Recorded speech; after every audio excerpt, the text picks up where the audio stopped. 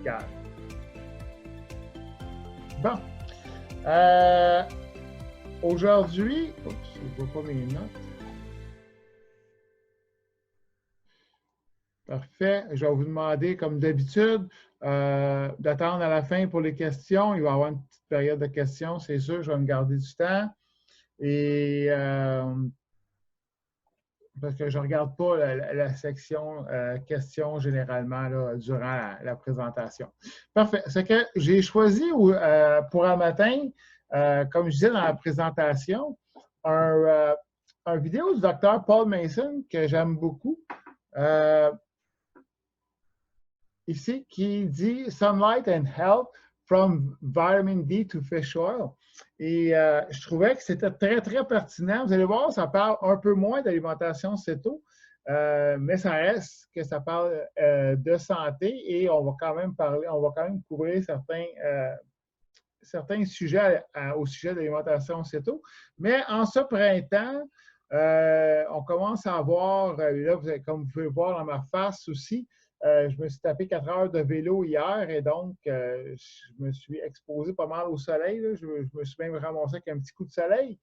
Et donc, c'est ça, je trouvais ça extrêmement pertinent. Et l'autre raison, c'est pour laquelle je voulais vous parler de ça aussi, c'est au sujet de ce qu'il dit au sujet de la vitamine D.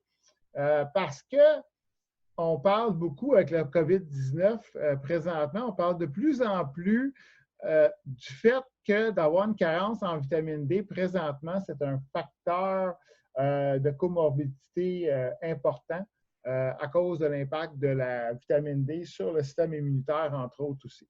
Donc, c'est pour ça que cette semaine, j'ai choisi une petite vidéo un peu moins sur la portion céto de l'alimentation, mais la santé, je considère que c'est multifactoriel. L'alimentation, c'est un facteur extrêmement important, mais vous allez voir tantôt, là, après la présentation, que cette portion-là aussi devient extrêmement importante. Ce que Dr. Paul Mason disait, c'était un peu ce que j'ai dit tantôt aussi, c'est que ce vidéo-là n'est pas une recommandation de type médical. Si vous avez des questions sur ces aspects-là, vous devez consulter votre médecin traitant. Donc, ce que je disais, et ça commence, le soleil joue un rôle très important dans notre santé. Et contrairement à ce qu'on peut penser, ce n'est pas nécessairement à cause de son impact sur notre taux de vitamine D dans le sang. Et surtout pas exclusivement à cause de son rôle sur la vitamine D. Durant cette présentation, nous allons voir plusieurs faits qui sont, vous allez voir, surprenants, incluant le fait que d'avoir un cancer de la peau est même parfois associé à une plus grande espérance de vie. Et vous allez voir tantôt, il y a quelque chose dans l'ensoleillement qui nous fait vivre plus longtemps et ce n'est probablement pas la vitamine D. On regarde ici un graphique qui vient de l'Organisation mondiale de la santé. Et quand on regarde ce graphique-là ici, on peut voir que, bon, en rouge, c'est l'hémisphère du sud. En bleu, c'est l'hémisphère du nord. Et en gris, ce sont les pays qui sont situés au niveau de l'équateur. Et c'est des graphiques qui démontrent les taux de mortalité, toutes causes confondues, à l'intérieur de ces pays-là. Et ce qu'on peut voir, c'est que, exemple, dans l'hémisphère du sud, les taux de mortalité vont augmenter en juillet, tandis que dans l'hémisphère du nord, les taux de mortalité sont élevés en hiver, janvier, février, et remontent ici en novembre, décembre. Donc, l'hémisphère du sud, en juillet, pour eux, c'est l'hiver. Et tandis que pour nous, en l'hémisphère du nord, ben, l'été, c'est de mai à, mettons, septembre ici. Et à ce moment-là, on constate, selon ce graphique-là, que les gens meurent moins souvent l'été que l'hiver pour nous et le contraire dans l'hémisphère du sud. Ici, une étude, cette étude sur 38 000 femmes qui ont été suivies pendant 15 ans en Suède. Et c'est une étude qui regardait le risque de décès versus l'exposition au soleil. Et quand on regarde ici, puis là, je m'excuse pour ce graphique-là, parce qu'il n'est vraiment pas extrêmement clair, mais quand vous allez recevoir là, le PDF avec les études, elle va être incluse, je l'ai downloadé. Et dans le fond, ce qu'on dit ici, c'était que, parce qu'en Europe, ils ont des vacances, ils vont passer des vacances pour se faire bronzer. Et ici, les femmes qui avaient le moins risque de décès, toutes causes confondues, c'est ceux qui allaient en vacances et qui avaient le plus souvent et qui avaient pendant plus qu'une semaine pour aller se faire bronzer, en réalité. Et comme je disais, je sais que ce graphique-là n'était pas extrêmement clair, mais quand vous allez voir l'étude, vous allez voir que c'est beaucoup plus clair parce que c'est séparé par les gens qui ont moins de 2 semaines et plus que 2 semaines. Ici, une autre étude qui regarde le contraire à ce moment-ci. Et c'est une étude qui a regardé, dans le fond, le fait d'éviter le sommeil. Et c'est une étude ce qui a été fait sur 30 000 femmes pendant 20 ans. Donc, ici, les probabilités, les risques de décéder, toutes causes confondues nécessairement, et, pas toutes causes, non, je m'excuse, c'est par cause. Et dans le temps, ici, c'est sur 20 ans. Et donc, quand je pars à 0 et plus j'avance dans le temps, plus je vieillis, plus mes chances, mes probabilités de décéder augmentent. Ça, c'est normal. Mais, celle-là, attends une seconde, je vais juste aller voir la deuxième. C'est ça. Ici, dans le premier, on va revenir au premier. Ça, c'est chez les personnes qui ont tenté le plus possible au courant de leur vie d'éviter le soleil. Quand ils allaient au soleil, qui portaient des chandails longs, des manches longues, un chapeau, ou sinon qui mettaient de la crème solaire, et ainsi de suite. Donc, qui essayaient le plus possible d'éviter l'exposition au soleil. Et donc, les risques, ici, on parle des risques de maladies cardiovasculaires, les cancers et autres, au niveau des causes de décès. Avec une exposition au soleil modérée, on voit qu'après 20 ans, les risques de décès sont moindres. Et chez les personnes qui avaient l'exposition au soleil la plus élevée, on parle ici des risques les plus bas ici. Donc,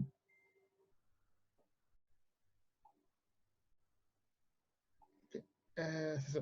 Et ici, il faut faire attention parce que ça reste que c'est une étude épidémiologique et on ne peut pas établir de lien de cause à effet pour commencer. L'autre chose, c'est que cette étude-là, je ne me souviens plus si ça a été fait où, ça? Tu prends là? Je pense au Danemark. OK. Ça fait que, et ça, c'est la première chose. Et deuxièmement, certaines personnes ont essayé de refaire ça et les résultats variaient d'un endroit à l'autre.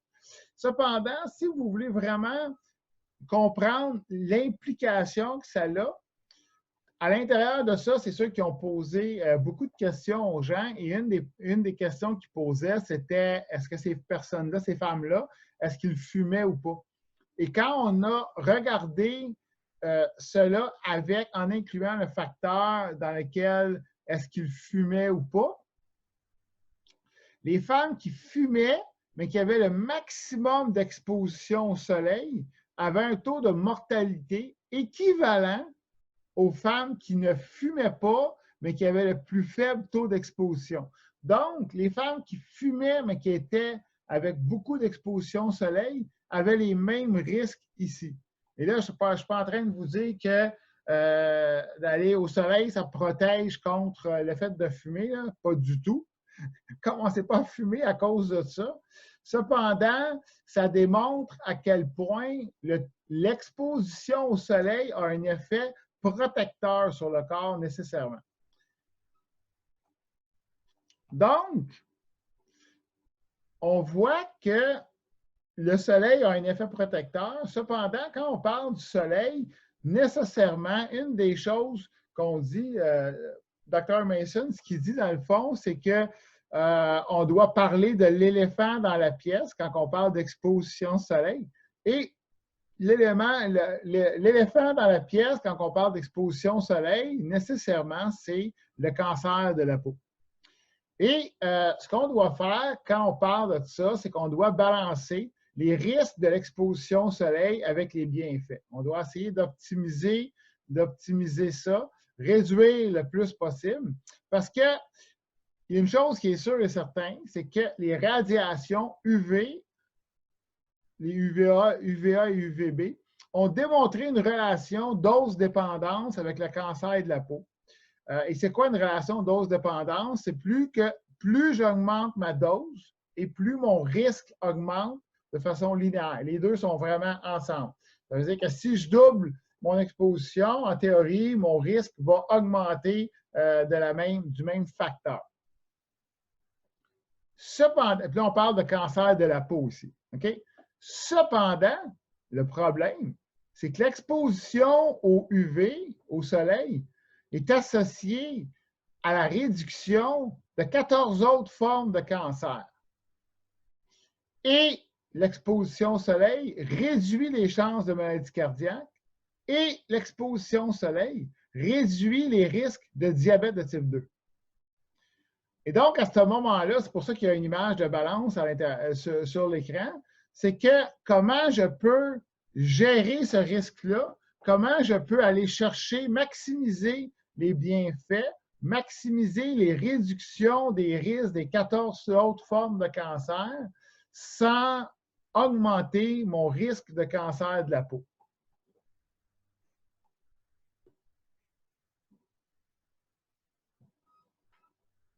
Okay. On parle, c'est celle-là qui est faite sur la population au Danemark. Ça, c'est une étude qui a été faite au Danemark sur l'ensemble de la population complète du pays, chez les personnes qui avaient plus que 40 ans. Donc, on prend toutes les personnes qui ont plus de 40 ans au Danemark sur, je ne me souviens plus combien à quelle période. Ça fait que, et dans le fond, ce qu'on a comparé, c'est les personnes qui ont eu un cancer de la peau. Et ce qu'on a dit dans le fond, c'est que si tu as eu un cancer de la peau, ça veut dire que ton niveau d'exposition au soleil devait normalement être élevé. Et on a comparé ça avec les infarctus du myocarde, avec les fractures de la hanche et la mort, toutes causes confondues. Okay? C'est clair jusqu'à date? Tout le monde me suit? Des fois, quand j'interprète les... juste lever la main si c'est clair pour tout le monde. Good! Excellent. Parce que des fois, quand j'essaie de les expliquer, là, je me mélange dans ma tête. Bon, parfait. Et donc, les résultats de ça, si on regarde en fonction des différents types de cancers de la peau, ici, on parle de mélanome, OK? Et le fait que les personnes qui ont eu un mélanome et, mettons, à partir de l'âge de 40 ans ici, et c'est sûr que, bon, plus je vieillis, plus mes risques de décéder augmentent nécessairement, si on parle du nombre de morts. OK? C'est ça. En gris, c'est les personnes qui avaient eu un cancer de type mélanome, un cancer de la peau de type mélanome, versus les personnes qui n'en ont pas eu.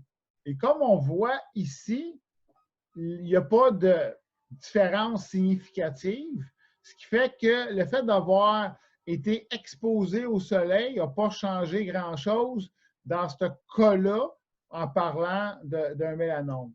Cependant, si je vais vers d'autres types de cancers, donc ce qu'on parle de cancer de la peau de type non-mélanome, à ce moment-là, on voit ici qu'il y a une réduction énorme. Ça veut dire que les personnes qui ont eu un cancer de type non-mélanome ont vécu généralement beaucoup plus longtemps que ceux qui n'en avaient pas eu. Ce que ça veut dire, dans le fond, c'est que les personnes qui ont eu un cancer de type non-mélanome, c'est des personnes qui ont été exposées quand même relativement beaucoup au soleil. Et ceci semble avoir eu un effet protecteur sur le risque, dans le fond, de décès toutes causes confondues. Et voilà, et c'est surtout ici que ce n'est pas toutes les études qui ont démontré exactement ces mêmes résultats-là avec cette amplitude-là. Cependant, ce que cette étude-là principalement implique, c'est que même en présence de cancer de la peau, l'ensoleillement pourrait tout de même être avantageux. On va voir tantôt pourquoi. Et pour commencer, si on veut bien comprendre ça, ce qu'on a besoin de comprendre, c'est que sont les UV. Les UV sont un type de lumière qui provient du soleil. Et c'est ce qu'on appelle une lumière invisible. Et ils sont de 3 types. C'est des lumières dont la longueur d'onde est plus courte que les autres, et c'est pour ça qu'ils sont invisibles. Et ils sont divisés en 3. On a les UVA, les UVB et les UVC. Les UVC, ils sont filtrés par la couche d'ozone et on ne les reçoit pas, on n'a pas d'exposition aux UVC. Les UVB sont partiellement filtrés par la couche d'ozone et les UVA beaucoup moins. Quand le soleil est à son plus haut à l'horizon, c'est là qu'on a un taux d'exposition au UVA et UVB maximal et les deux sont relativement égales. Donc, le midi, exemple, quand le soleil est à son plus haut, à ce moment-là, mon taux d'exposition au UVA et UVB est pratiquement égal. Et surtout, est à son maximum. Cependant, quand le soleil est à son plus bas, que ce soit le matin ou le soir, on va le voir tantôt, ce qui arrive, c'est que le soleil, pour nous atteindre, va traverser une couche plus épaisse de l'atmosphère. En bleu, c'est l'atmosphère. Et à ce moment-là, ce fait-là va faire que les UVA qui vont nous atteindre, eux autres ne vont pratiquement pas changer. Mais les UVB qui sont plus sensibles à ça, eux vont diminuer de façon drastique.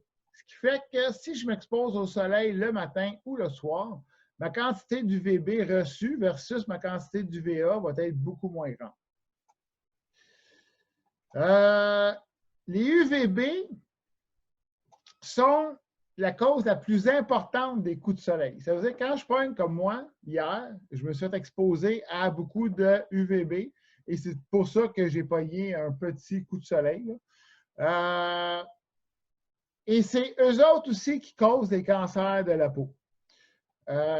Et on parle autant de l'exposition accumulée que l'exposition intermittente intense, qui sont reliées à un risque, à une augmentation du risque de cancer de la peau. Ce qui veut dire que si je m'expose durant des années à des UVB sans avoir d'exposition très intense, ça veut dire que je n'ai pas des coups de soleil de façon permanente, mais cette accumulation-là augmente mon risque de cancer de la peau. Et aussi, si je ne m'expose pas souvent, mais que je me suis exposé 15, 20, 30 fois, 40 fois dans ma vie de façon extrêmement intense, où j'ai vraiment attrapé un coup de soleil brûlure très, très solide qui a pris quelques jours à se replacer, et ainsi de suite. Des vrais gros coups de soleil. Ça aussi, ça augmente mes risques de cancer de la peau. Cependant, les UVB, ce sont le type de UV qui vont augmenter la production. C'est eux autres qui provoquent la production de vitamine D à partir du cholestérol à l'intérieur de la peau. Ça veut dire que le UVB frappe ma peau et c'est ça qui va, à partir du cholestérol à l'intérieur de mon corps, ma peau va transformer ce cholestérol-là en vitamine D et la rendre disponible pour mon système. Et donc, c'est pour ça que la plupart des gens vont attribuer l'effet santé de l'exposition au soleil à la production de vitamine D. Ça veut dire que je m'expose au soleil, j'ai de la vitamine D dans mon corps et donc j'améliore ma santé. Cependant, comme nous allons le voir plus tard, la vitamine D a beau être très importante pour notre santé, elle n'a pas un impact significatif sur notre espérance de vie. Okay? Et ça, c'est la portion qui est vraiment importante à comprendre. Ce que Dr. Mason dit, ce n'est pas que la vitamine D n'a pas un impact majeur sur notre santé. Cependant, c'est sur l'espérance de vie. L'espérance de vie et la santé, c'est deux choses. Je peux vivre relativement en santé très longtemps, mais décédé à 65 ans, 70 ans, et ainsi de suite. C'est qu'il y a une différence entre les deux. C'est ça. Et, je vais faire la supplémentation. Maintenant, les UVA, on va pas, parce qu'on a fait les UVB, les UVA. Les UVA, de l'autre côté, sont beaucoup moins associés au cancer de la peau. Oui, ils peuvent avoir, dans certaines études, il y a une légère augmentation en fonction de l'exposition aux UVA, mais elle est très, très, très, très minime. Surtout comparé aux UVB. Donc, ce qu'on dit, c'est que ce n'est pas les UVA qui vont provoquer les cancers de la peau, ce sont les UVB. Cependant, les UVA, eux autres, vont jouer un rôle plus important dans le vieillissement de la peau et surtout au niveau du changement de la pigmentation, l'apparition des taches brunes sur la peau. Les UVA, ce sont aussi les UV qui vont participer à la formation des rides qu'on a en vieillissant. Mais, et ceci, c'est ce que Dr. Mason disait durant sa présentation dans son vidéo, il dit que c'est la chose la plus importante qui se redit dans cette présentation-là. Les UVA provoquent le relâchement d'une substance qui s'appelle l'oxyde nitrique. Et l'oxyde nitrique, entre autres, il fait plusieurs choses dans le corps, mais c'est ce qu'on appelle un neurotransmetteur.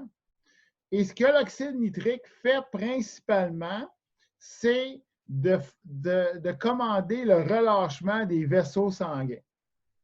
Et aussi, ce qu'on va voir tantôt, c'est une substance qui aide à vivre beaucoup plus longtemps.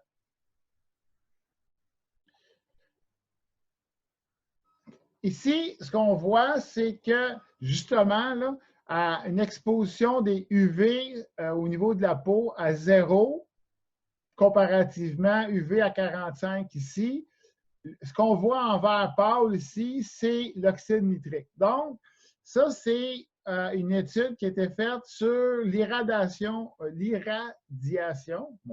à l'UVA de la peau humaine qui va provoquer la vasodilatation des artères vasculaires et qui va réduire la pression sanguine. Et voilà. Quand on s'expose au soleil, on reçoit des UVA et des UVB. Donc, on produit de la vitamine D et on produit de l'oxyde nitrique. L'exposition au soleil va provoquer ces deux facteurs-là les plus importants. Okay? Donc, il serait logique que notre niveau de vitamine D sanguin corresponde à notre espérance de vie. Mais ce que le docteur Mason dit, dans le fond, c'est que la vitamine D ne serait qu'un marqueur de substitution. Ce qui veut dire que, oui, quand j'ai un niveau de vitamine D très élevé, cependant, ce qu'on ne mesure pas, c'est l'oxyde nitrique. Et parce que j'ai un niveau de vitamine D élevé, j'aurais automatiquement un niveau d'oxyde nitrique plus élevé. Parfait. Donc, je répète ce que je disais tantôt, ce qui ne veut pas dire que la vitamine D n'est pas importante, car la vitamine D est extrêmement importante. Ici, on voit la photo d'un enfant de 6 ans qui est atteint de rachitisme.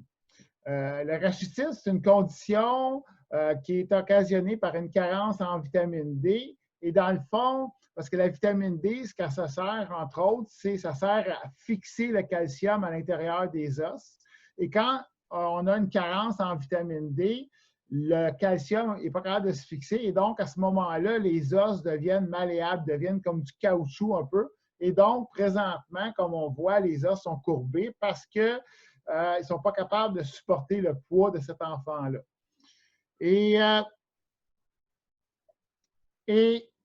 On aurait tendance à penser qu'aujourd'hui, le rachitisme, donc la carence en vitamine D, ce serait quelque chose qui n'existe plus.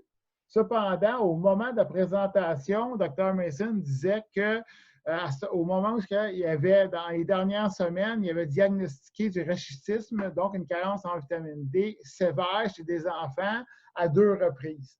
Et donc, la carence en vitamine D, c'est un fait majeur et on le voit comme exemple à la clinique Reversa, quand on prend les prises de sang, la vitamine D, c'est quelque chose qu'on mesure. Et même les laboratoires sont fâchés quand on demande cette mesure-là parce que ce qu'ils nous disent, dans le fond, c'est que à chaque fois qu'ils font une prise de sang, qu'ils mesurent la vitamine D dans une prise de sang, la personne est en carence. Et donc, à ce moment-là, et c'est sûr que, bon, la carence n'est peut-être pas suffisante pour causer du rachitisme. Cependant, tous les Nord-Américains, surtout à cause de notre position géographique, l'exposition au soleil, on est tous en carence de vitamine D. Et donc, à ce moment-là, ce que le laboratoire dit, c'est arrêter de nous demander de la mesurer et donner des suppléments, donner une prescription pour des suppléments. Donc, c'est ça. Ce que le docteur Mason dit, c'est oui, elle est importante, cependant, ce n'est pas la vitamine D qui augmente l'espérance de vie. D'où vient la vitamine D? La vitamine D va venir, il y a 5 à 10 de nos besoins journaliers en vitamine D qui vont venir de notre alimentation. Entre autres, les poissons gras.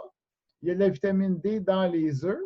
Mais il y a aussi, puis là, c'est pour ça qu'il y a une photo de margarine ici. En Australie, entre autres, c'est obligatoire d'ajouter un supplément de vitamine D à la margarine. Et c'est quelque chose qu'on fait aussi au Canada.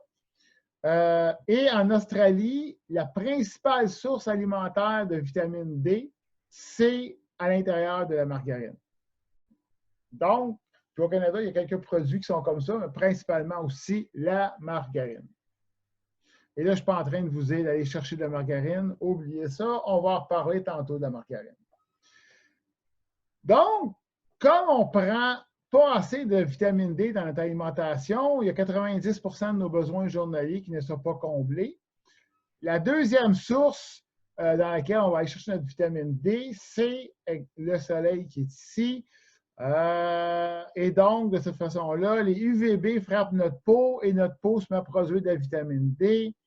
Mais on n'oublie pas, les UVA vont nous faire produire de l'oxyde nitrique. Ce graphique-là provient d'une méta-analyse qui a étudié les résultats de 32 études. Okay? Sur toutes les causes de mortalité confondues en fonction des taux de vitamine D dans le sang. Donc, on voit ici, ça ici en bas, c'est le niveau de vitamine D dans le sang en nanomoles par litre. Donc, quand mon niveau est ici, c'est à 200 nanomoles par litre, c'est un niveau qui est considéré comme très élevé de vitamine D. Et c'est quand je recule, donc je réduis mon niveau de vitamine D dans le sang, quand je réduis, et là, à ce moment-là, mon taux de mortalité, mes risques de mortalité, je ne m'excuse pas le taux, mais c'est les risques, vont aller à presque doubler ici. Et donc, ça semble, ça semble nier ce que j'ai dit tantôt. Ici, ça semble démontrer que mon taux de vitamine D dans le sang va jouer sur mon espérance de vie. Si mon taux de vitamine D est très élevé, bien, mes risques de mortalité, toutes causes confondues, sont à 1, donc c'est à un niveau normal. Cependant, attendons pour voir. Même chose ici, d'une étude de cohorte de près de 10 000 hommes allemands âgés de 60 à 74 ans qui ont suivi pendant 9 ans. Donc ici, c'est le nombre d'années au niveau du suivi. Et ici, dans le fond, c'est le nombre de personnes qui survivent. Ce qui fait qu'à 0, j'ai tout mon groupe. Et plus le temps avance, malheureusement, la vie a son effet. Il y a certaines personnes qui vont décéder. Et dans les deux groupes, ici, là, je ne sais pas pourquoi il y a une ligne bleue et rouge, mais bon, ça reste le même. Ici, ce sont les personnes qui avaient des niveaux de vitamine D dans le sang de 50 nanomoles par litre, tandis qu'ici, c'était de plus que 50. Et ici, c'est les personnes qui avaient des niveaux de 30. Donc, il y avait moins de survivants après 9 ans chez les personnes qui avaient des niveaux de vitamine D en bas de 30 versus ceux qui avaient beaucoup plus de vitamine D dans le sang. Encore une fois, c'est une étude qui semble dire le contraire de ce que le Dr. Mason veut nous dire. Ici, on a une patiente, une femme, 44 ans, qui a un niveau, on parle de 24 nanomoles. Le standard, c'est entre 50 et 140. Idéalement, je vous dirais que normalement, on se situe autour de 100, 110. Et donc, on a une femme ici qui a un niveau très bas. Qu'est-ce qu'on devrait faire avec elle? Est-ce qu'on devrait lui dire de prendre un supplément de vitamine D à ce moment-là?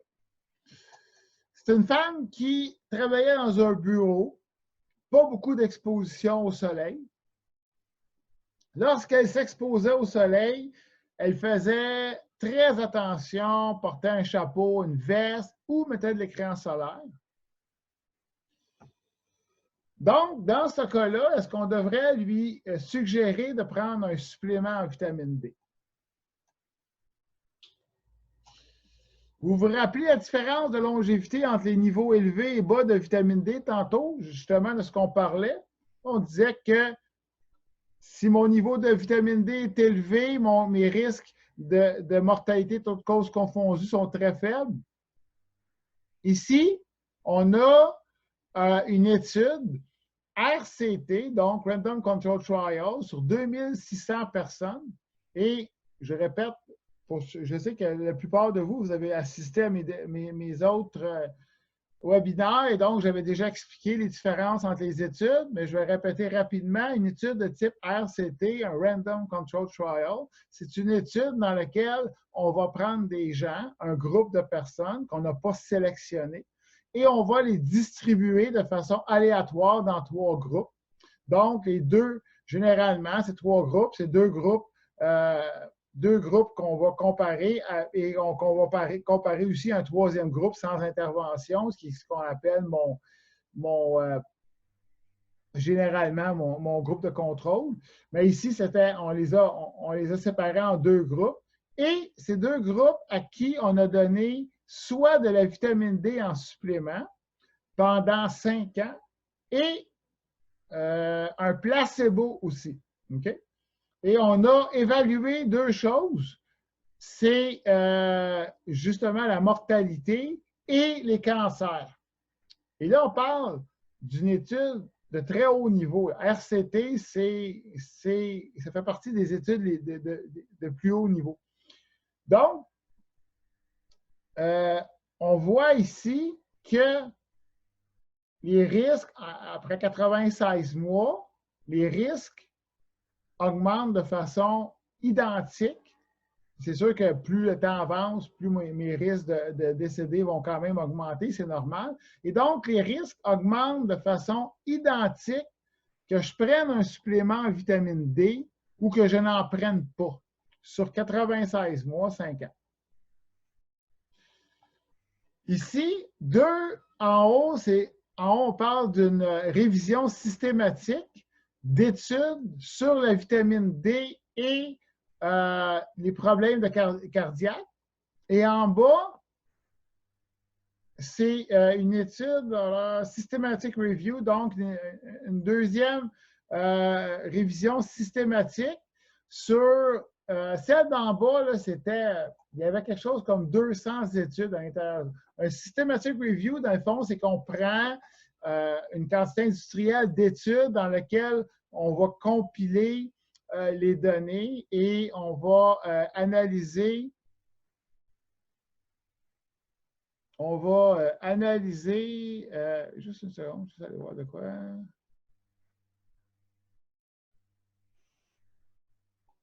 Oups, c'est pas ça que je voulais voir, je m'excuse. Bon,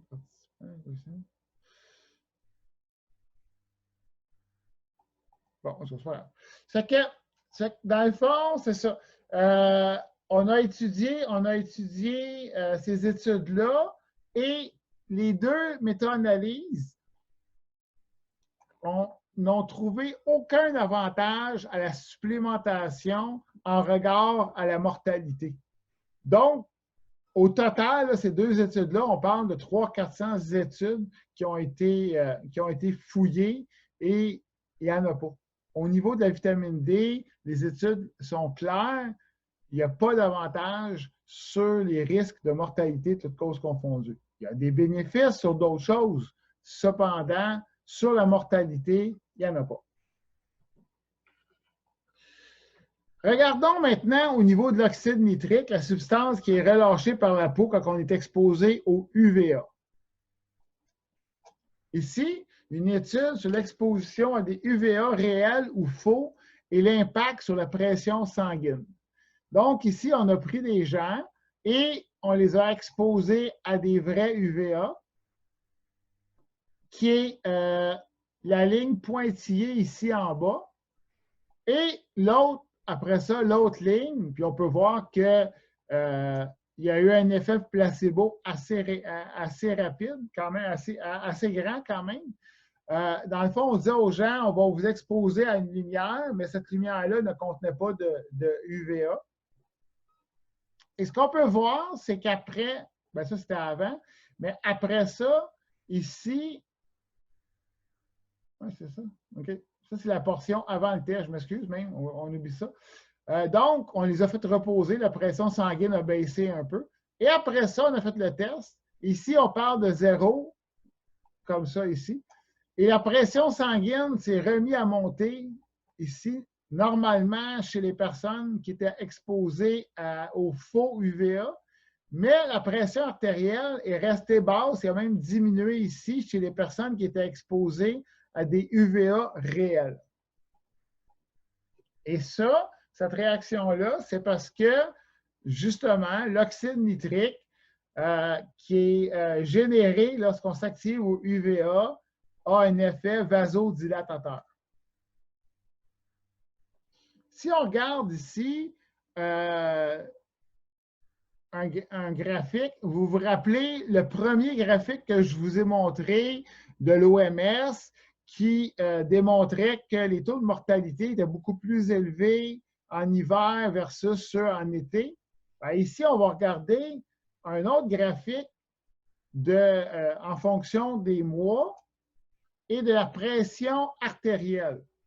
Okay?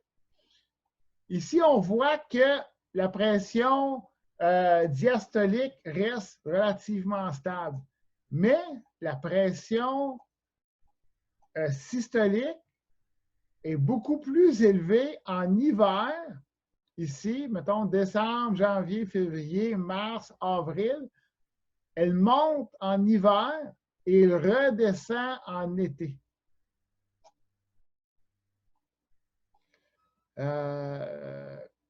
Et la pression artérielle a une très grande corrélation avec les maladies cardiaques, avec les risques de décès, avec les crises cardiaques et ainsi de suite.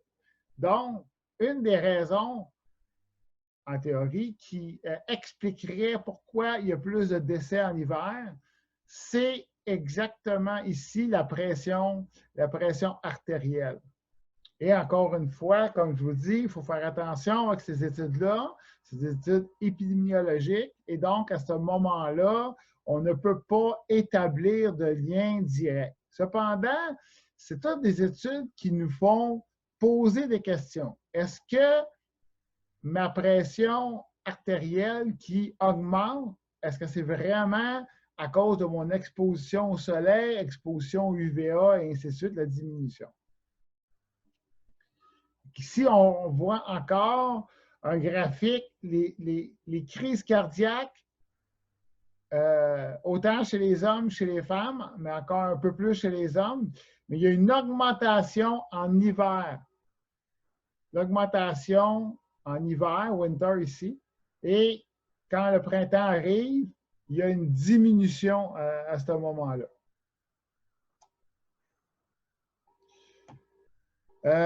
Oups, ouais, c'est ça, exactement. L'autre chose, c'est que ce qu'on voit ici, c'est que l'oxyde nitrique a un autre impact majeur, et ça, c'est une étude en 1997, a un impact majeur sur la sensibilité à l'insuline. Okay? Donc, plus je suis exposé au soleil, au UVA, plus j'ai d'oxyde nitrique et plus ma sensibilité à l'insuline augmente.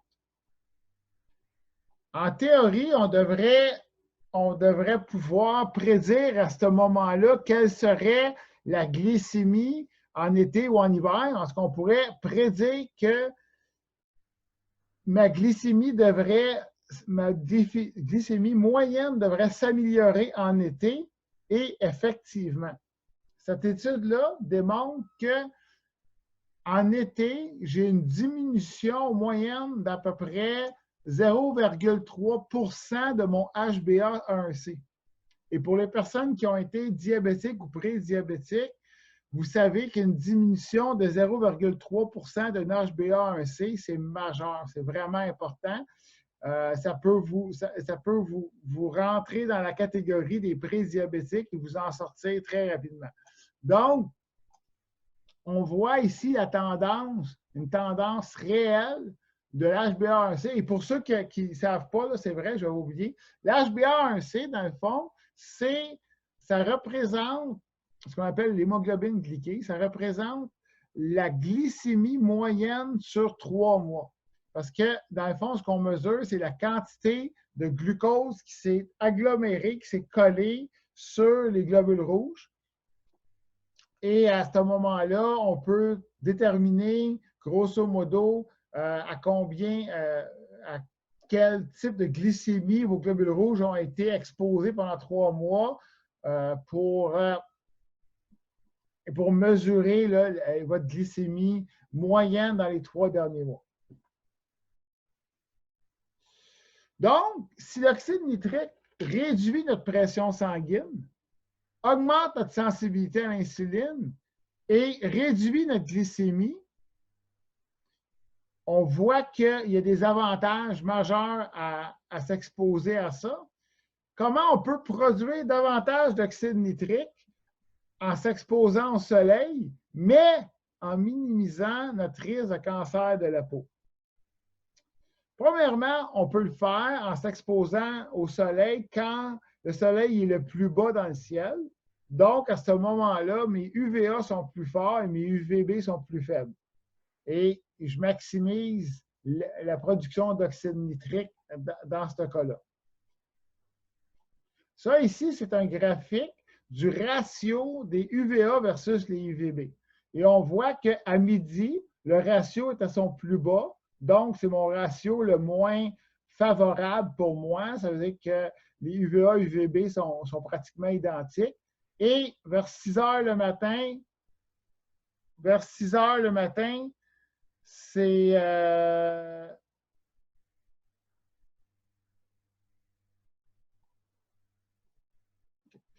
Serge, je reviens tantôt à ta question.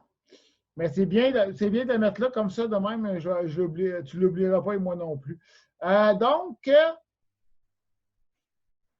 à 6 heures le matin, c'est là que le ratio est à son meilleur et il diminue jusqu'à midi et à partir de ce moment-là, il va recommencer à monter vers 18 heures. Maintenant, ici, il y a un autre outil qui pourrait être intéressant, c'est ce qu'on appelle l'index, l'index des UV. L'index des UV, c'est, dans le fond, c'est un chiffre de 1 à X. Je ne me souviens plus à combien il monte, mais bon, de 1 à 20, je l'ai en pleine face, je m'excuse. Donc, c'est un chiffre de 1 à 20 et c'est un chiffre qui est linéaire. Et dans le fond, ce que ça dit, c'est que plus je suis élevé et plus j'ai des chances d'avoir un coup de soleil. Et comme je disais, c'est linéaire. Donc, à ce moment-là, si j'ai un indice de UV de 5, si j'augmente mon indice de UV à 10, ça veut dire que je vais brûler 2 fois plus rapidement à ce moment-là. Si on regarde l'indice UV ici, quand l'indice UV est à 1 ou 2, à ce moment-là, on peut rester à l'extérieur. Une personne normale devrait pouvoir passer énormément de temps dehors sans risque.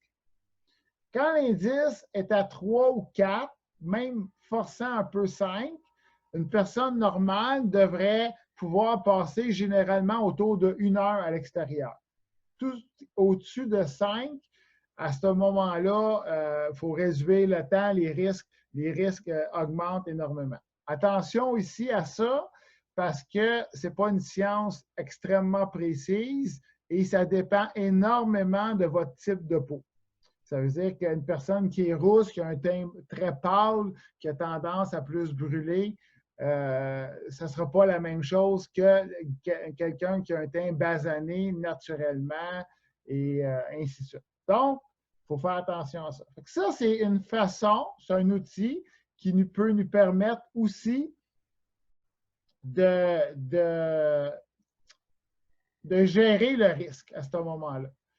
Si jamais je suis à l'extérieur puis je ne sais pas c'est quoi l'indice UV, ça, c'est un outil qui est vraiment intéressant. Et dans le fond, c'est de regarder la longueur de notre ombre qu'on fait au sol. Pourquoi? Parce que la longueur de l'ombre qu'on fait au sol dépend de la hauteur du soleil dans le ciel. Si mon ombre est très, très, très courte ici, ça veut dire que le soleil est à son plus haut. Et donc, à ce moment-là, je dois limiter mon exposition le plus possible parce que, justement, les UVB, mon ratio UVA-UVB est très mauvais et je risque d'avoir d'avoir des coups de soleil et ainsi de suite, et mon risque de cancer de la peau augmente à ce moment-là. Et plus mon ombre augmente, et à ce moment-là, mon indice de UV va diminuer tranquillement et mon exposition aux UVB, qui sont les dangereux, va se diminuer. Le truc ici qu'on dit, c'est quand mon ombre a la même longueur que la hauteur de mon corps, c'est ça qui est le seuil, dans le fond. Quand mon ombre est un peu plus courte, mettons comme moi, exemple, je mesure 6 pieds. Si mon ombre a 6 pieds ou moins, c'est là que mon ratio est le plus favorable.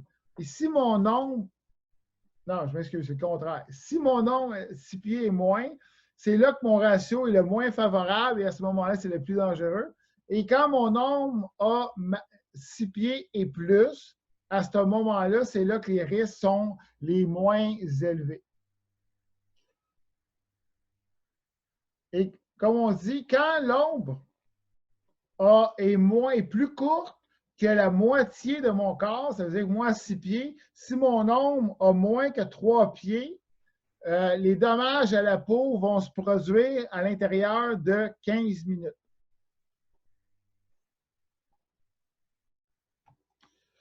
L'autre chose, c'est que les gens ont tendance à penser que plus il fait chaud à l'extérieur et plus les rayons sont dommageables par la peau. Et ce n'est pas vrai.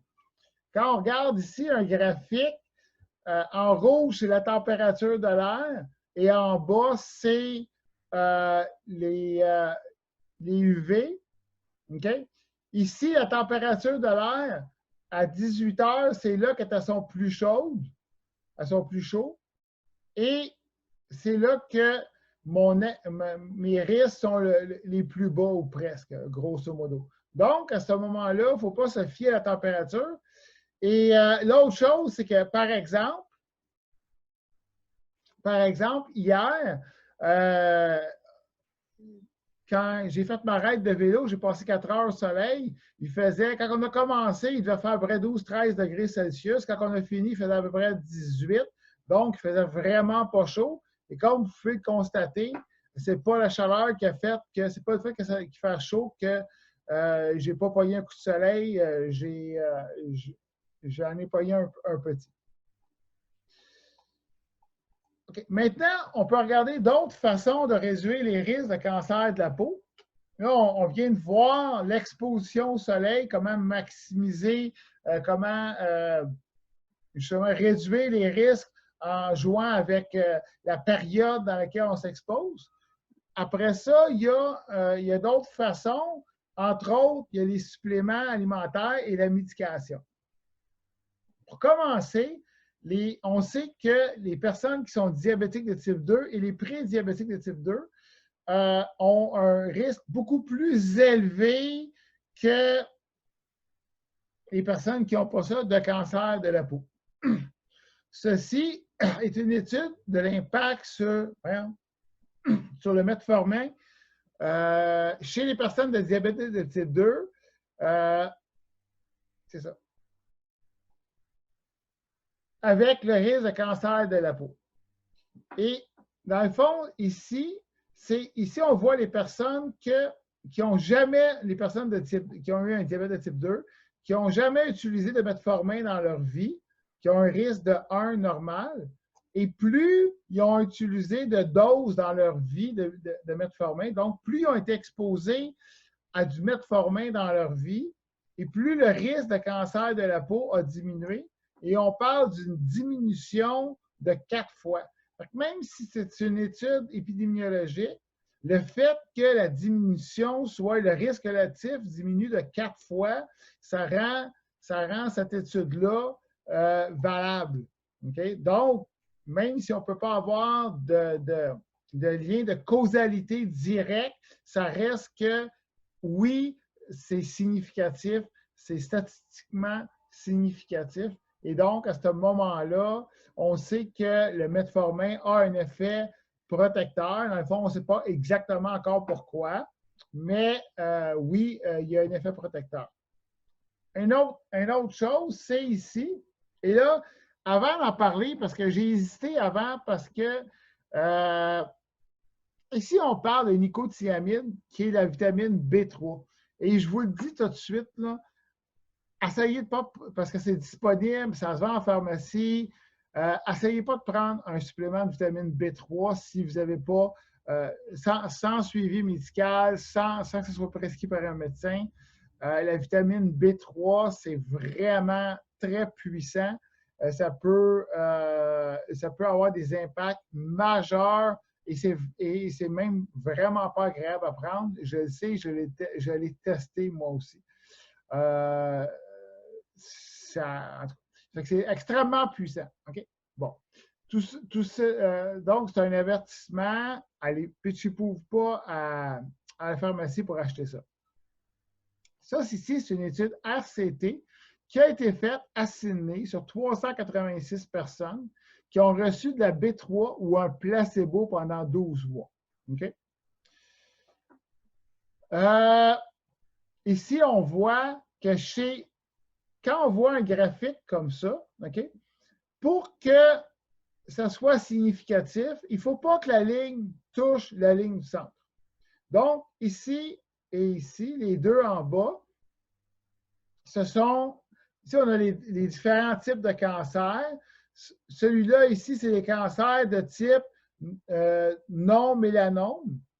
Et ces deux-là, je ne me souviens plus des noms. Là. Donc, c'est deux autres types de cancer de la peau. Chez ces deux types de cancer de la peau-là, l'impact de la vitamine B3 n'était pas statistiquement significatif.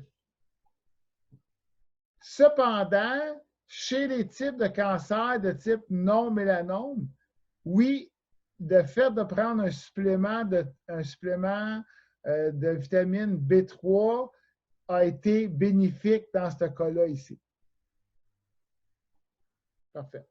Maintenant, passons au sujet préféré du Dr Mason, qui sont les oméga-3 et spécialement les oméga-3 qui viennent de l'huile de poisson. Dans cette étude, 15 volontaires ont pris des doses élevées d'huile de poisson pendant 6 mois et on a évalué leur tendance à avoir des coups de soleil. Comment on fait ça, évaluer notre tendance à avoir des coups de soleil? Ce qu'on fait, c'est qu'avant les 6 mois, on expose la peau, une petite section de la peau, à différentes puissances de UVB. Et les personnes reviennent après 24 heures. Et là, on peut voir ici que, bon, à 1, c'est très rouge. Donc, à cette puissance-là, il y a eu un coup de soleil, à la puissance 2, un peu moins, à la puissance 3, et ainsi de suite. Et c'est comme ça qu'on mesure, dans le fond, notre tendance à avoir des coups de soleil. Ici, l'étude sur 6 mois de dose, mais après ça, on a fait un suivi pendant 3 mois supplémentaires. Et ici, la dose nécessaire en UVB pour provoquer un coup de soleil. On le voit, plus le temps avance avec, ça c'est la portion dans laquelle les gens prenaient la supplémentation d'huile de poisson, plus le temps avance et plus la dose pour attraper un coup de soleil était élevée et dans le fond, elle a topé à son maximum ici à 6 mois. Donc, après 6 mois, les gens, et puis on parle de 40 à moins que 20, donc la dose a doublé. Ce qui veut dire que j'avais besoin de 2 fois plus d'exposition pour attraper un coup de soleil. Ou d'un autre sens, ce qui veut dire qu'après 6 mois de supplémentation d'huile de poisson, je pouvais m'exposer au soleil 2 fois plus longtemps sans attraper un coup de soleil. Et ce qu'on peut voir aussi avec ça, c'est qu'à partir du moment où j'arrête la supplémentation en huile de poisson, l'effet s'estompe rapidement. En dedans de 3 mois, je revenais un peu supérieur à ce que j'étais au départ, mais quand même, il y a eu une diminution rapide. Une autre chose qu'on sait de l'impact du soleil sur la peau, c'est que le soleil a tendance à réduire le système immunitaire. OK? Et c'est sûr que ça, ce n'est pas quelque chose qu'on veut nécessairement parce que le système immunitaire joue un rôle important, ça on le sait, mais le système immunitaire joue un rôle important dans le risque de cancer, dont les cancers de la peau. Ça veut dire qu'un système immunitaire faible va faire que mon risque de cancer va être plus élevé. C'est facile à comprendre parce que le système immunitaire, comme je disais, a un impact sur les cancers. Et on sait que s'exposer au UV, chez toutes les personnes qui ont déjà eu, ça ici c'est un feu sauvage, passer une journée au soleil, chez les personnes qui ont un historique de feu sauvage, tu passes une journée à la plage, tu reviens chez vous, le lendemain, bang, feu sauvage qui apparaît. Pourquoi? Parce que mon exposition élevée au UV a réduit mon système immunitaire et à ce moment-là, ça a permis au virus de l'herpès, qui est le virus du feu sauvage, de se réveiller et de proliférer. Okay? Donc, en théorie, ça, ce n'est pas vraiment un effet bénéfique du soleil. Comment est-ce qu'on peut améliorer ça? Et voilà, c'est une étude qui a été faite sur les oméga 3, toujours sous forme de poisson, une étude de type Random Control Trial, sur 79 femmes. Et ce qu'on a mesuré, en réalité, c'est est-ce qu'une supplémentation en oméga 3 affectait l'immunosuppression, parce qu'on parle d'immunosuppression, qui est la réduction du système immunitaire occasionnée par les radiations du soleil. Okay? Et ici, on parle d'immunosuppression, donc ici, je serais à 60% d'immunosuppression, ça veut dire que aussi à 50%, ça veut dire que mon système immunitaire serait réduit de 50% ici, et ici, on parle de 0. Et ici, on augmente la dose en joules par centimètre carré. Donc, plus j'ai une exposition en joules par centimètre carré sur ma peau, et plus mon immunosuppression augmente, c'est normal.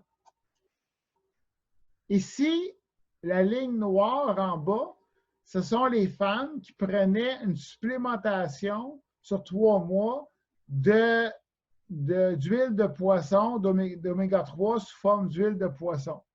Ce qu'on peut constater, c'est oui, au niveau maximal d'exposition, la différence n'est pas énorme, mais dans les autres expositions aussi, il y a une différence majeure. On parle chez les personnes qui n'avaient pas pris le supplément, on parle d'une augmentation du double de l'immunosuppression. Ça veut dire que j'étais à peu près à 10% ici, mais ici, j'étais à 20%. Donc, prendre un supplément d'huile de poisson me permet de réduire mon immunosuppression. Ça veut dire d'avoir un meilleur système immunitaire à ce moment-là. Une étude, une révision systématique et une méta-analyse en même temps de la consommation d'oméga 3 et sous forme d'huile de poisson encore, et le risque de cancer de la peau. Oh, je m'excuse. Voyons, ça y est.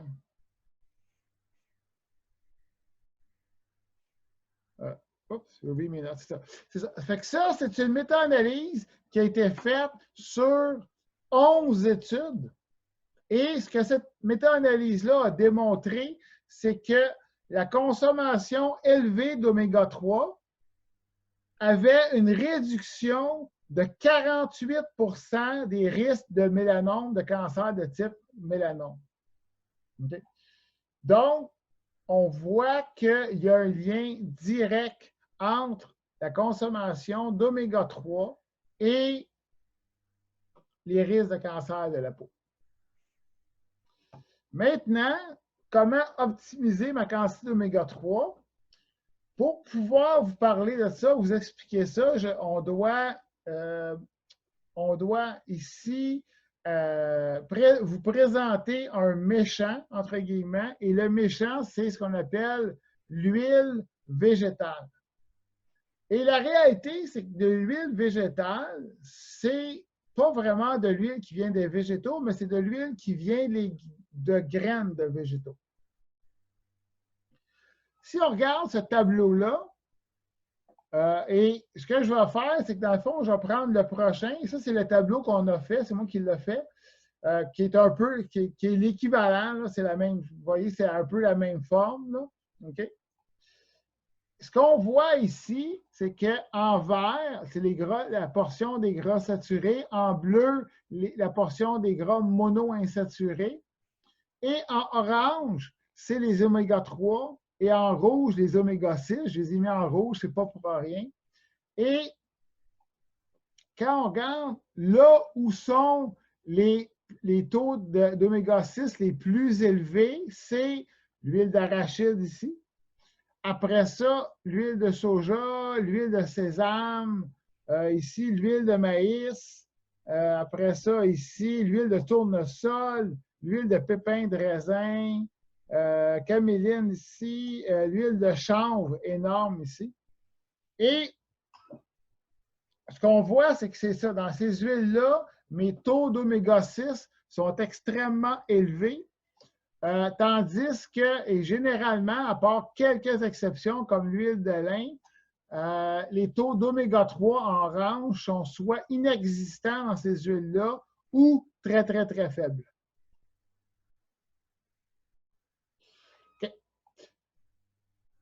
Les oméga 6, quand ils sont décomposés, vont produire, spécialement au niveau de la peau, ce qu'on appelle des prostaglandines, et ils vont produire des prostaglandines de type de la série 2, on appelle, qui sont hautement inflammatoires, et on sait que ce type de prostaglandines-là vont promouvoir énormément les cancers de la peau, spécialement des types mélanome.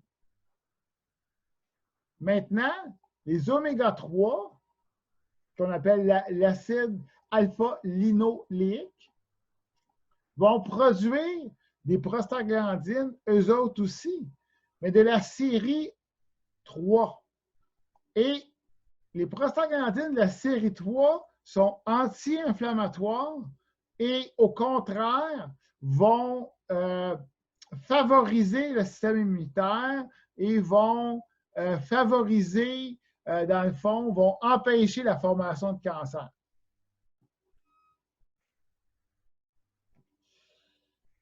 Ici, on voit que les oméga 3 sont en compétition avec les oméga 6. Et quand ma quantité d'oméga 6 augmente, mes oméga 3 diminuent. Donc, si on repense à la margarine qu'on a vue tantôt, OK?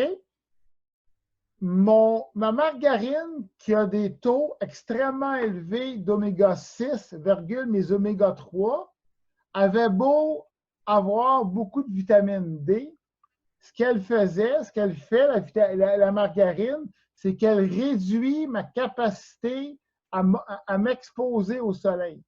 Donc, si je consomme beaucoup de margarine, il faut que je reste chez nous parce que mes chances d'avoir un coup de soleil sont plus élevées.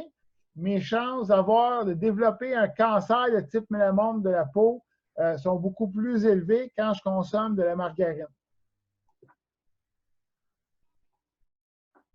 Maintenant, ici, une étude qu'on a fait et ça, c'est vraiment intéressant parce que c'est une intervention qui a été faite seulement sur l'alimentation. Donc, pas de supplémentation.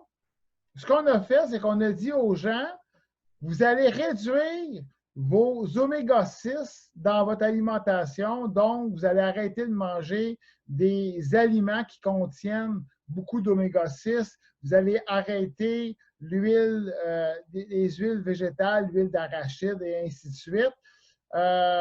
Et ce qu'on voit en rouge, c'est les oméga 6 qui ont été réduits. Et on ne parle pas d'une grosse réduction. On parle de à peu près quoi? 11% ici à 7-8% ici, grosso modo. Et on voit immédiatement l'impact sur les oméga 3 qui passent de 20% à 27% ici. Okay? Sur 12 semaines. Maintenant, si on dit aux gens, quand on parlait de la biodisponibilité des oméga 3 et oméga 6 chez ces personnes-là, si on dit aux gens, non seulement vous allez couper vos oméga 6, mais vous allez augmenter votre consommation d'oméga 3, vous allez manger beaucoup plus de poissons gras, beaucoup plus de saumon, de thon, et ainsi de suite. À ce moment-là, on voit une augmentation majeure des oméga 3 pour la même variation d'oméga 6. Donc, souvent, on dit aux gens, vous devriez diminuer votre consommation d'oméga 6, parce que les oméga-6, c'est inflammatoire et ainsi de suite. Mais on voit que, ici, ce qu'on voit, c'est qu'au niveau de l'intervention alimentaire, ce n'est pas suffisant de simplement réduire les oméga-6. Ce qu'il faut faire, c'est aussi augmenter notre consommation d'oméga-3. Donc, si on résume ce qu'on a appris aujourd'hui, c'est que l'exposition au soleil va me faire produire des acides nitriques et va réduire mes risques de mortalité, toutes causes confondues. Et la raison pour laquelle ça va faire ça, c'est parce que, c'est ça, on le voit là, ça va produire des acides nitriques qui va réduire ma pression artérielle, qui va me permettre d'avoir un meilleur contrôle sur ma glycémie sanguine et ainsi de suite. On a vu tous les impacts tantôt. Ensuite, oui, les UVB augmentent mon risque de cancer. Cependant, si j'optimise mon exposition au soleil, exemple, en m'exposant au soleil le matin le plus possible, le soir le plus possible, en gérant mes UVB avec, exemple, avec mon ombre. Si mon ombre est trop courte, à ce moment-là, je me couvre et je m'expose un peu moins. À ce moment-là, je vais réduire mon risque de cancer et je vais augmenter ma longévité à ce moment-là. Si je suis diabétique de type 2, à ce moment-là, prendre du metformin, c'est favorable pour moi. Je pourrais aussi, puis je vous répète, attention à la vitamine B3, mais je pourrais aussi, si je suis diabétique de type 2, prendre de la vitamine B3 pour réduire mon risque de cancer de la peau parce que je suis diabétique.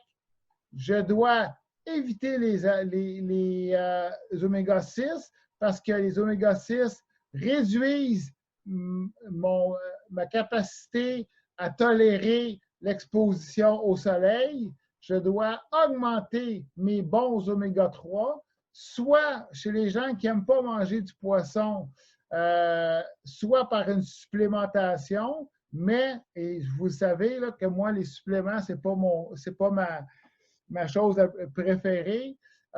Si vous pouvez le faire, augmentez votre consommation dans votre alimentation. Manger du bon poisson, des bons saumons, saumon fumé, plusieurs façons de le faire, le saumon en tartare et ainsi de suite. Parce que, et c'est pas, comme on a vu, c'est pas juste le fait de diminuer mes oméga-6. Oui, diminuer les oméga-6 dans mon alimentation, c'est favorable, mais augmenter mes oméga-3, ça, c'est vraiment, vraiment important. Et voilà, c'était pour cette présentation. Et donc, je vais prendre vos questions. Hey, c'est le fun. Et en plus, aujourd'hui, je n'ai même pas déposé, j'ai même pas dépassé mon temps. Je vais commencer par la question de Serge. HbA1c, peut-on trouver une relation avec l'appareil de mesure de glycémie ou est-ce que ça mesure deux choses séparées?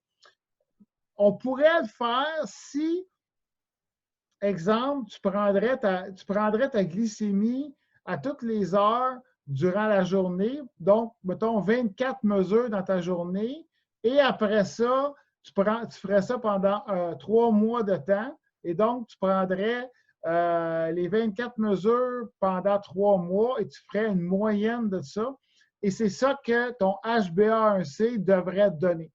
Ça devrait, en théorie, juste ça me fatigue ça, en théorie, c'est exactement cette valeur-là que ça va donner. Il faut faire attention avec la mesure du HbA1c parce que de plus en plus, ce qu'on constate, c'est la raison pour laquelle l'HbA1c, on dit que ça donne la moyenne des 3 derniers mois, c'est parce qu'un érythrocyte, une globule rouge, ça vit pendant 3 mois. Cependant, quand Oui, ben, la pastille va mesurer sur 2 mois, sur 2 semaines, je m'excuse, mais oui, à partir de ce moment-là, tu peux avoir une évaluation de ton HbA1c de cette façon-là.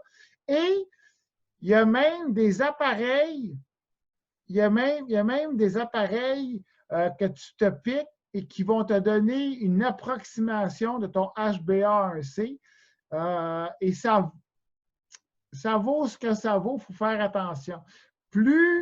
Admettons que la mesure du HbA1c dans un laboratoire est beaucoup plus fiable, celle que tu te piques, que tu mesures, celle que tu te piques, que tu te mesures est un peu moins fiable.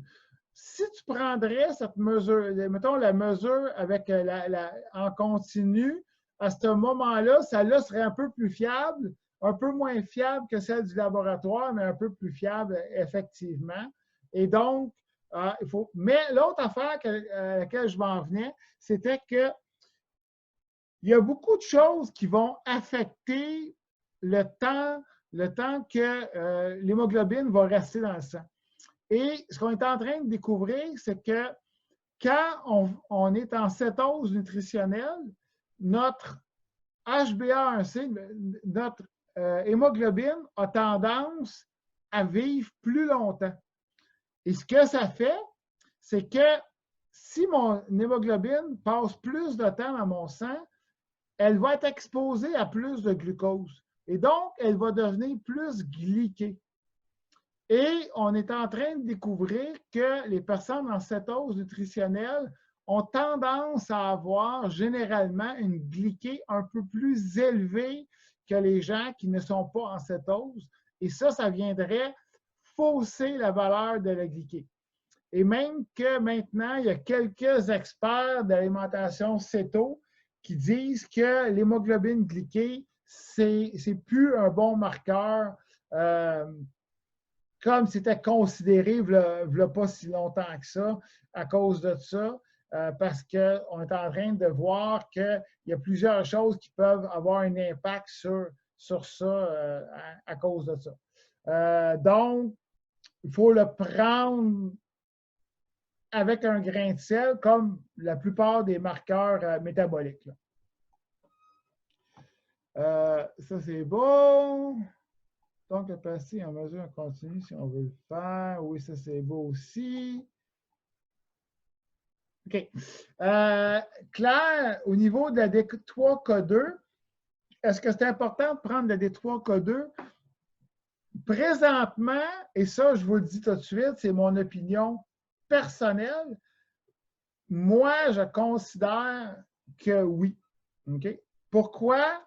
Parce que c'est basé sur mon expérience personnelle. Je vais vous montrer ce que je prends. Et après ça, je vais vous expliquer pourquoi. Bon. Share screen. Voici ce que je prends. Je prends la Weber parce que j'aime les produits Weber. Je trouve que ratio qualité-prix, je trouve que c'est un excellent produit, autant dans leur magnésium que dans leur vitamine D3 et ainsi de suite. Et donc, moi, je prends celle-là. J'en prends 2 par jour. C'est le seul supplément alimentaire que je prends. Je ne prends même plus de magnésium. C'est le seul supplément alimentaire que je prends. Et pourquoi je prends maintenant celui-là, la K2 plus D3? Bon.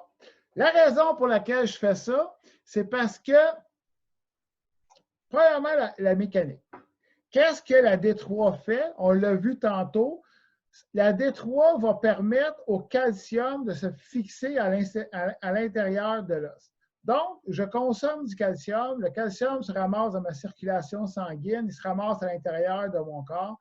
Et à un moment donné, il doit aller à l'intérieur de mon os. Et là, à l'intérieur de mon os, la D3 va venir permettre au calcium de fabriquer de l'os, de se fixer à l'intérieur de l'os. Pour que le calcium se ramasse à l'intérieur de l'os, ça prend de la K2. La K2 va permettre le transport du calcium à l'intérieur de l'os. Et si je suis en carence de K2, le risque est que le calcium va se calcifier, surtout si je prends beaucoup de D3, le calcium va se calcifier à des endroits où je ne veux pas qu'il se calcifie. Entre autres, dans des articulations ou, dans le pire des cas, ça pourrait être même au niveau des artères, parce qu'on peut calcifier des artères et occasionner des maladies cardiaques et ainsi de suite. Donc,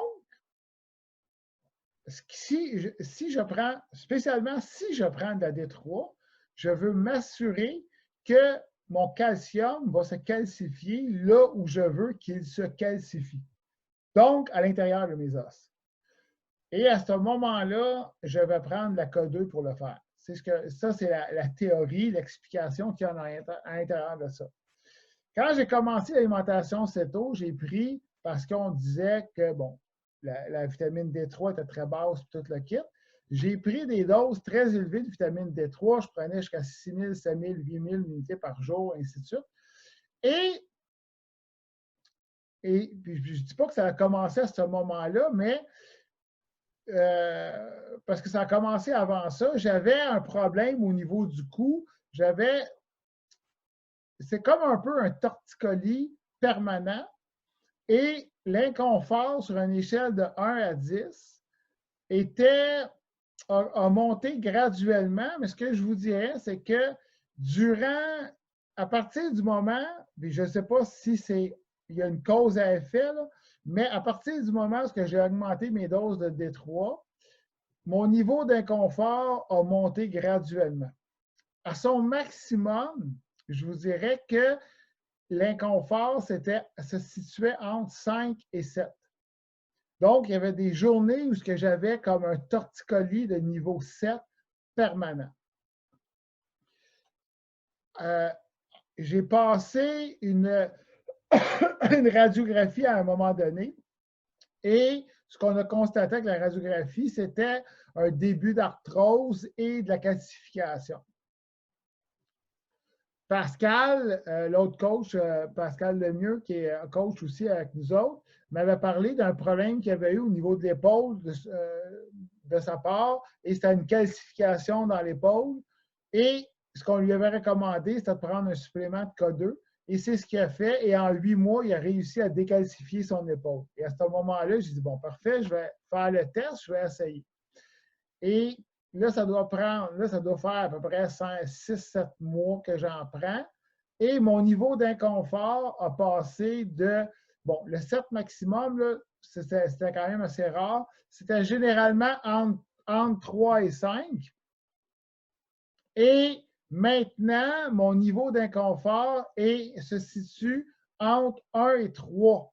3, c'est mon pic. Et généralement, il est autour de 1 à 2. Donc, je sens encore un petit quelque chose, mais pratiquement pas. Et la seule différence dans ma vie que j'ai changé, ça a été de prendre de la K2 et D3. Donc, à ce moment-là, je vous dirais que, spécialement, si vous prenez de la D3, ben moi, je prendrais celle-là qui vient avec de la K2. Comme je disais, j'en prends 2, ce qui me donne 240 microgrammes par dose et 2000 unités internationales de vitamine D3. Et à ce moment-là, j'optimise ma quantité de K2. Le pire, c'est que la K2, où est-ce qu'on va la chercher principalement, c'est dans la viande. Puis vous le savez, maintenant, là, je suis cétocarnivore et en théorie, mon niveau de K2 devrait être optimal. Mais malgré ça, j'ai décidé d'en prendre quand même. Et personnellement, j'ai vu une amélioration majeure sur les symptômes que j'avais au niveau du cou. Et c'est pour ça que je le fais. Il va falloir éventuellement que je trouve des études sur la K2, mais je sais qu'il en existe aussi chez des personnes qui ont fait ce qu'on appelle un test, un score calcique. Un score calcique, c'est un test qu'on fait où ce qu'on va mesurer le niveau de calcium accumulé dans les artères. Et c'est très populaire aux États-Unis présentement, de plus en plus populaire aux États-Unis présentement, parce qu'on sait que la présence de calcium au niveau des artères va avoir une corrélation extrêmement élevée avec les risques de maladies cardiovasculaires. Donc, plus j'ai de calcium accumulé dans mes artères, et plus mon risque d'avoir une crise cardiaque dans les 10 prochaines années est très, très, très élevé à ce moment-là. Et le problème qu'on a, c'est que même si les études sont là, même si on voit la corrélation, ce n'est pas reconnu par l'American Heart Association présentement. Mais bon, c'est un autre débat. Mais à cause de ça, ce qu'on a fait à un moment donné, on s'est dit, est-ce que si je prends une personne qui a beaucoup de calcium accumulé au niveau des artères et que je lui donne un supplément de vitamine K2, est-ce que c'est possible de décalcifier l'artère? Et oui, effectivement, il y a eu des études qui ont démontré qu'il y avait une diminution du calcium d'accumuler au niveau des artères. Et donc, en théorie, une diminution du risque de maladie cardiovasculaire à ce moment-là. Sauf que là, je vous dis ça, c'est de mémoire, je n'ai pas les études devant moi. Ça fait partie là, de ma liste de tâches, là. Je vais vous sortir ça éventuellement, vous allez en entendre parler. Mais pour l'ensemble de toutes ces raisons-là, prendre la D3 avec de la K2 dedans, qu'il n'y a pas de risque de cette façon-là, je dirais que oui, ça serait avantageux. Ça, c'est beau. La D3, c'est faite. La vitamine B3, quand j'ai compris que c'est supervision médicale. La vitamine B3 a des impacts extrêmement complexes au niveau du corps, va avoir des impacts sur ce qu'on appelle le NADH, le NADH+, qui sont des particules, des molécules qui ont un impact majeur sur le système énergétique du corps. Quand tu prends une supplémentation, entre autres, là, parce que ça a des impacts énormes, puis je pourrais faire une présentation au complet juste là-dessus, là. Il y a beaucoup d'études qui sont en train de se faire sur la B3, mais une des choses que ça va faire, exemple, c'est que ça va accélérer le métabolisme là, de façon énorme. Là. Et quand j'ai pris ça personnellement, et on était deux personnes, une de mes amies à moi, on a fait la même expérience exactement et on a eu les mêmes symptômes. Et les 3 premières nuits, la première nuit, je n'ai pas dormi 1 heure. C'est fou, là. C'était incapable de dormir. J'avais le hamster qui tournait et incapable de l'arrêter. J'avais l'impression, et puis j'ai jamais consommé ça de ma vie, là, mais en lisant ce que les effets de la cocaïne peuvent faire sur un corps, et c'était exactement ça. C'était comme si j'étais drogué, mais sur les speeds, les amphétamines, name it, là, ça n'avait pas de bon sens, puis on n'a pas pris des doses majeures. Pulsation cardiaque était accélérée, transpiration, ainsi de suite. J'avais l'impression de m'être piqué avec un stimulant d'une puissance énorme. Et la première journée, la première nuit, la première journée, ça a été majeur. Après ça, ça a diminué un peu. Mais on a pris ça sur 30 jours et les impacts sont majeurs, sont vraiment, mais c'est vraiment pas agréable. Je vous le dis tout de suite, c'est vraiment pas agréable.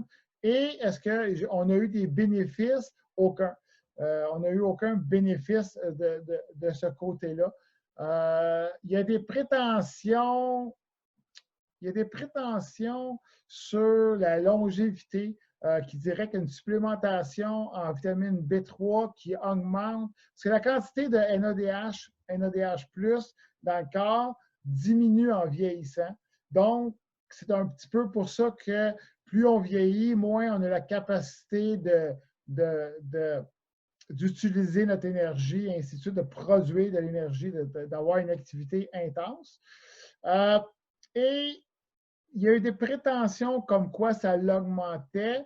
Mais les études là-dessus ont été faites par des manufacturiers de produits de longévité. Et on rentre vraiment dans quelque chose là, de tout autre. C'est pour ça que je vous le dis, présentement, d'y aller juste sur, dans un traitement médical comme tel, avec un médecin, d'en discuter avec votre médecin, parce que de tous les suppléments que j'ai vus dans ma vie, celui-là, je n'aurais jamais pensé qu'un supplément alimentaire pouvait avoir un impact majeur comme ça, que je puisse en ressentir l'impact comme ça, c'était fou. Là. Et je n'ai jamais voulu refaire ça. Parfait pour celle-là. Mettons que je ne suis pas fan de poisson. En supplément d'huile de poisson, je choisis.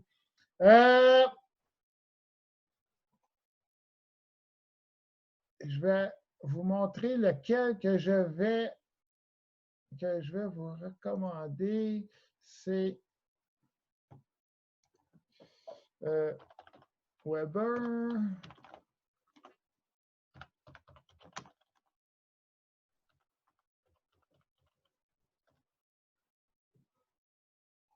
Oui, c'est celle-là ici. Parfait.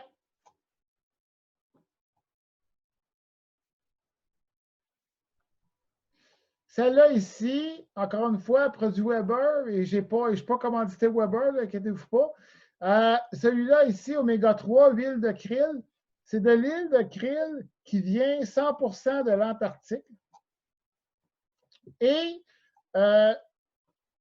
c'est supposé que celle-là va, c'est les oméga 3 qui sont le plus biodisponibles pour le corps.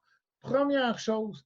Mais l'autre chose, parce que les oméga 3 aussi ont un impact majeur au niveau du cerveau, et celle-là a la particularité d'avoir la plus grande capacité de passer la barrière encéphalique et d'avoir un impact majeur sur le cerveau aussi. Donc, à ce moment-là, si je prends un supplément d'oméga 3, ben, je suis aussi bien de prendre celui qui est le meilleur pour le cerveau. Et à ce moment-là, j'irai pour celle-là. Je l'ai testé à un moment donné, celle-là aussi. Est relativement. Parce que dans les suppléments d'oméga 3, là, on a tout, au niveau des prix, là, on a une gamme extrêmement élevée. Et donc, j'ai bien de la misère, moi, à payer extrêmement cher pour un supplément alimentaire. C'est sûr que je n'y vais pas pour le plus cheap non plus. J'essaie d'y aller comme dans le milieu un peu là aussi.